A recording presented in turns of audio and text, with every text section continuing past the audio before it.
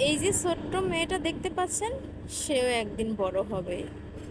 মেয়ে শব্দটা যদিও ছোট্ট, কিন্তু এর অর্থ অনেক বড়। একটা মেয়ে মানে সবার কাছে বাধ্য হয়ে চলা, ঠিক করে বসো, ঠিক করে ঘুমাও, সাবধানে চলো, এটা করা যাবে না, ওটা করা যাবে না, লোকে কি বলবে, সমাজ কি বলবে, পাড়ার লোকে খারাপ বলবে, এগুলো শুনতে শুনতে জীবনটাই কেটে যায়। তবুও দিন শেষে সবার চোখে খারাপই থেকে যায়। মেয়েরা বেশিরভাগ সময় কাঁদে, কখনো কারণে, হয়তো কখনো অকারণে, কখনো নিজের জন্য, তো কখনো প্রিয় মানুষের গুলোর জন্য, আবার কখনো নিজের আসল বাড়িটা খুঁজে না পাওয়ার জন্য।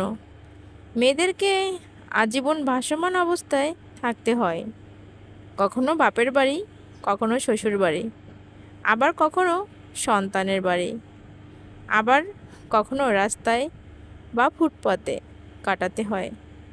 সারা জীবনটা উৎসর্গ করে দেয় অন্যর জন্য। তবুও মেয়েদের জানা হয় না সে আসলে কোন বাড়ি ফিক্সড মেম্বার।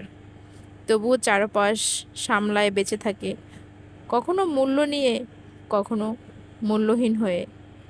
তবুও তারা ভালো থাকতে চায় নিজের জন্য, কখনো প্রিয় মানুষগুলোর জন্য।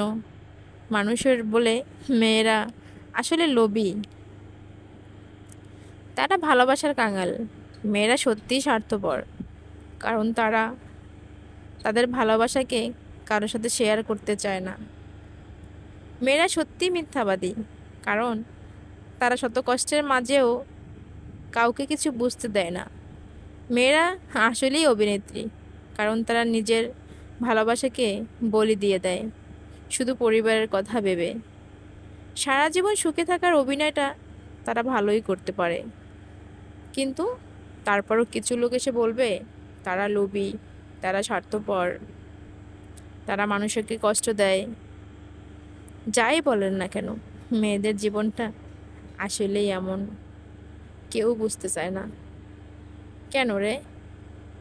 একটু সময়, একটু রেসপেক্ট, একটু বিশ্বাস, একটু ভরসা, একটু ভালোবাসা দিলে কি এমন ক্ষতি হয়?